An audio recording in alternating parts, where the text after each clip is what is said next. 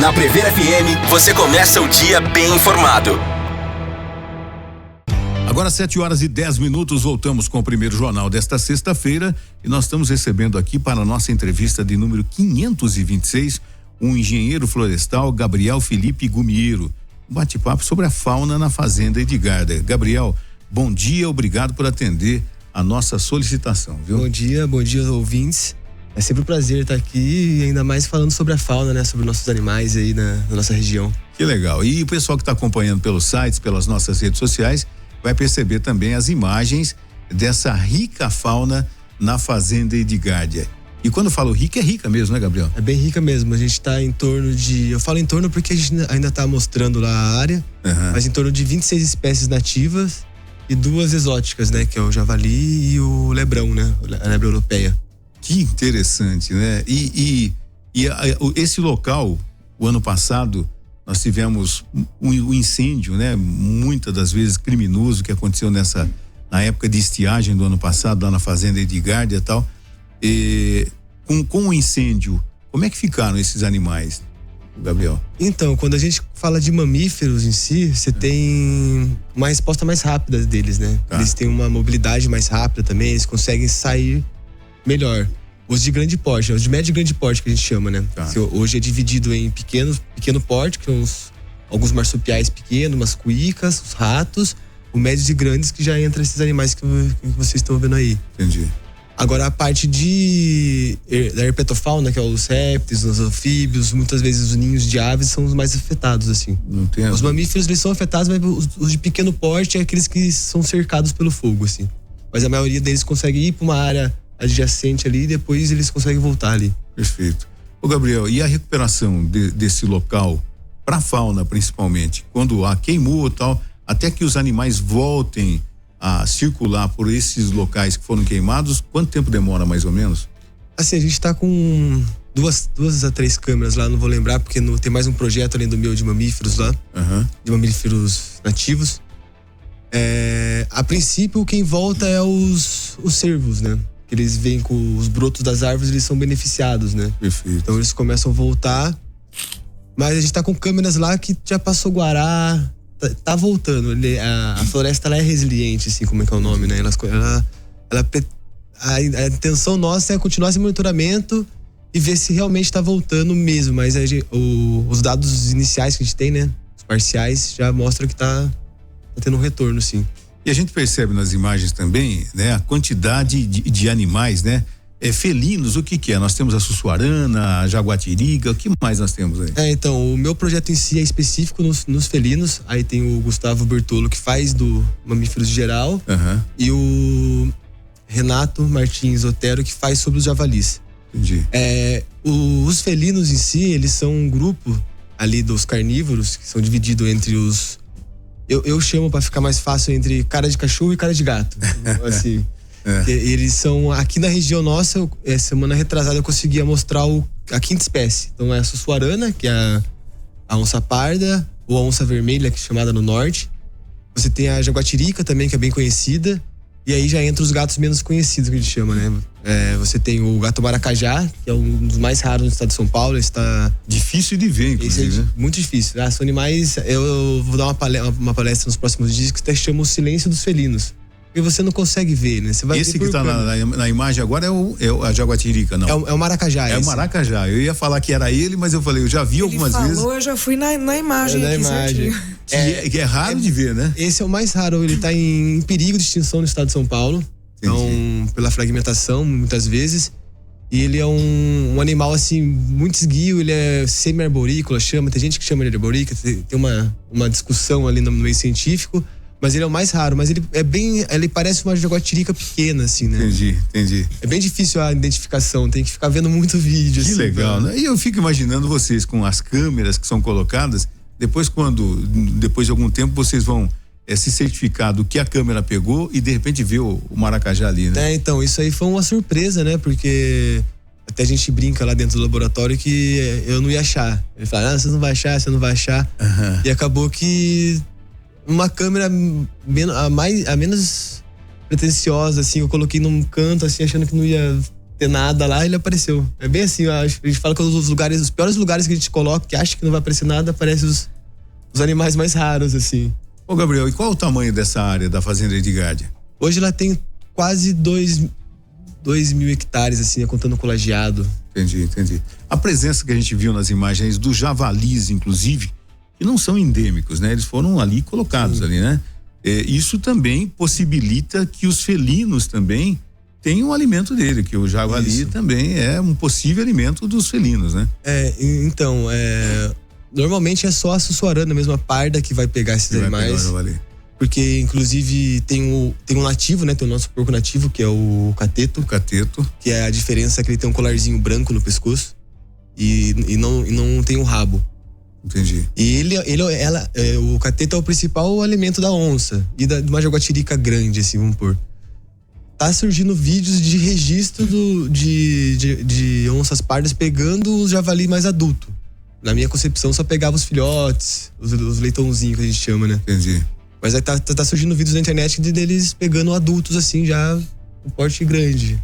Isso é muito bom, né? Claro. Ajuda no controle e você tem uma oferta maior de alimento, né? Na sobrevivência da espécie, inclusive, né? Tem algumas pesquisas que falam que o javali pode ser uma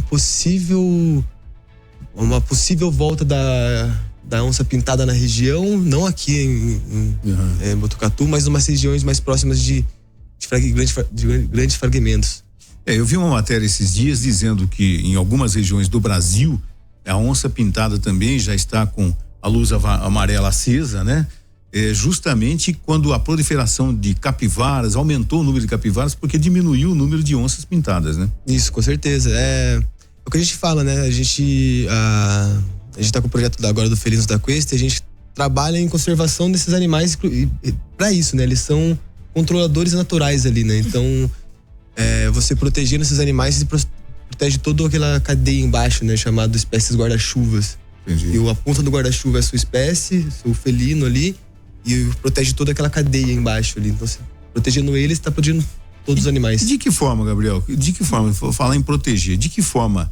É conscientizar? É monitorar o local? É policiar o local? Como é que se protege um felino numa área como a Fazenda Edgard, que já foi vítima de incêndio criminoso? Como é que faz essa proteção? Olha, é bem difícil essa pergunta, e é uma pergunta que a gente está buscando responder, mas buscando responder com exemplos, né? Entendi. Com exemplos que a gente tem, né? A gente tem hoje vários projetos, né? Inclusive o que eu mais acompanho é o Felinos do Pampa, que é o pessoal que faz um trabalho bem legal lá. Eles trabalham realmente, como você falou, na conscientização, na educação ambiental de produtores rurais, de escolas. E no monitoramento, né? Tem que monitorar várias áreas para saber onde eles estão, né? Que é o principal foco nosso. Fazer campanhas de vacinação de animais domésticos para uma guarda, vou dizer, segura, né? Você ter essa guarda, porque esses animais eles são totalmente atingidos por isso, né? Hoje em dia se fala que é uma ameaça oculta, né? Que são os animais domésticos que entram nas áreas naturais e trazem doenças, não só para os felinos, mas para todos os mamíferos ali. Então tem que ter essa conscientização. Entendi. Geral. Eu acho que é principalmente isso. E a gente fala de conscientização, e aqui, apresentando o primeiro jornal, quando dos incêndios na Fazenda Edgard, que foi difícil se debelar aquele incêndio, veio helicóptero, as pessoas querendo ir lá também como voluntários.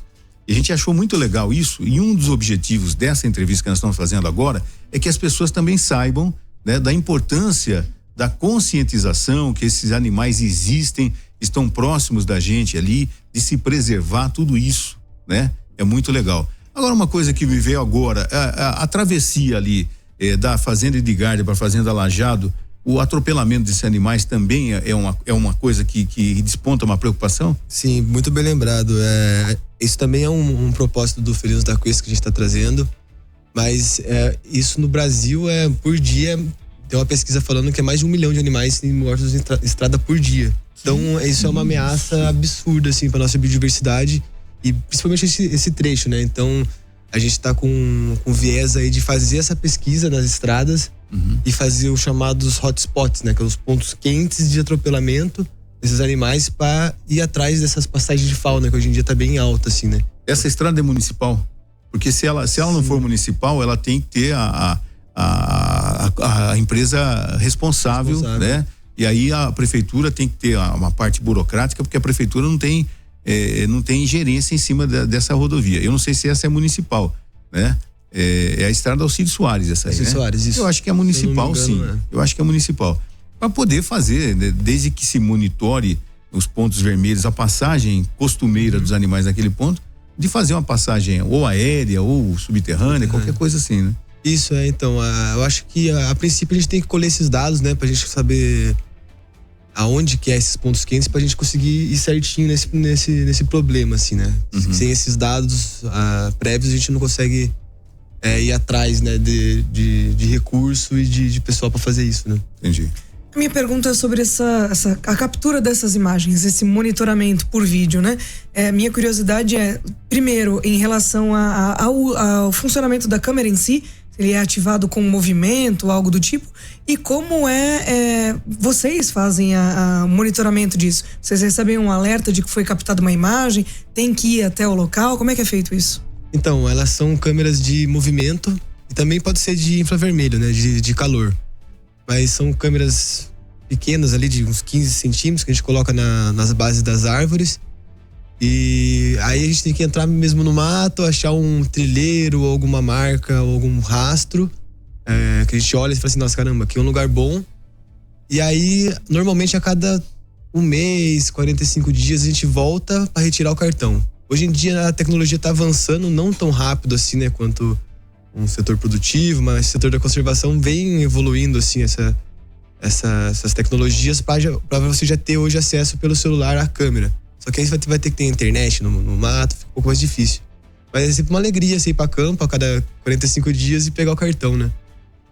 É a expectativa, né? O que esse cartão vai mostrar, o que essas imagens, o que essa câmera conseguiu captar, né? É muito legal mesmo. A gente tá vendo agora, o pessoal que tá acompanhando, agora mudou, mas o tamanduá bandeira que tava ali também, né?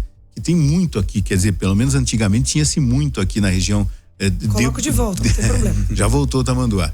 E é muito legal. Vocês foram surpreendidos alguma vez, de repente, pegar uma imagem, pegar essa câmera, pegar o cartão e de repente aparecer um animal que vocês nem imaginavam que estivesse lá na Fazenda de Garde?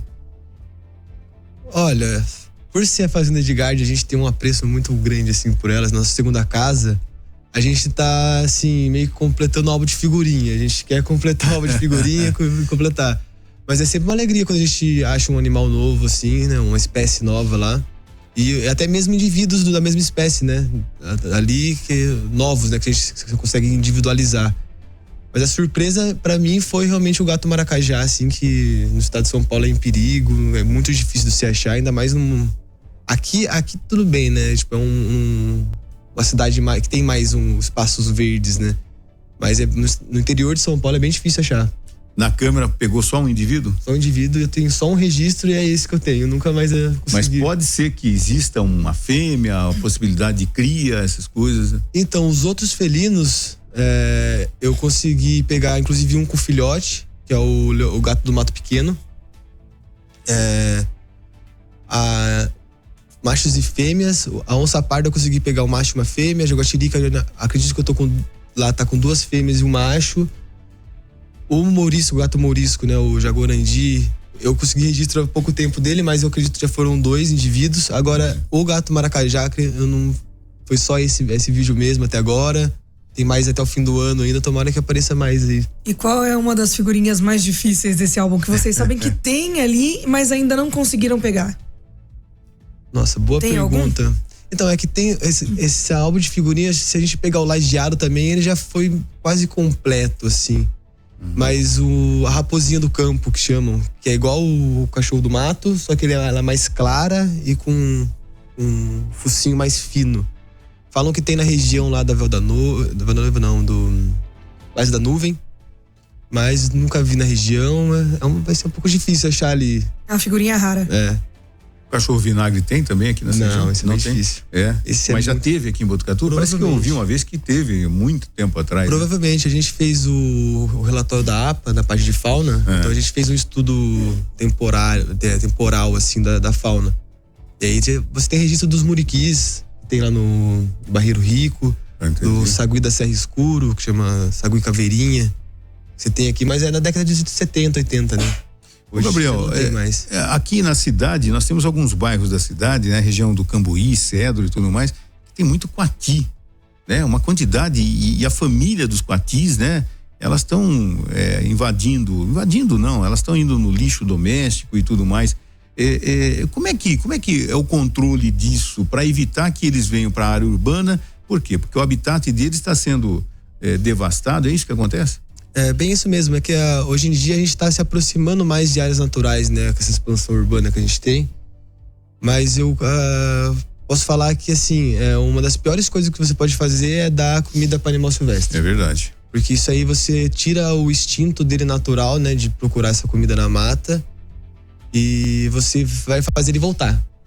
É bem nesse sentido, assim. Então, essa parte do lixo, se puder trancar o lixo, mas conseguir tampar ele, conseguir fazer alguma coisa para esses animais não ter acesso e para eles não acostumar, eu digo que o coati, ele tem uma rota, né? Normalmente o macho alfa, ele faz a rota sozinho e depois vem o bando. Entendi. Ele sempre vai fazer essa mesma rota até acabar o recurso ali, entre aspas, assim. Se ele perceber que tem um alimento ali no lixo, ele vai sempre lá, né? Vai sempre lá, vai ficar voltando. E se você alimentar tudo mais, ele não achar, dependendo, ele pode entrar até em casas e aí vira um problema mais de conflito, um conflito maior ainda, né? Entendi.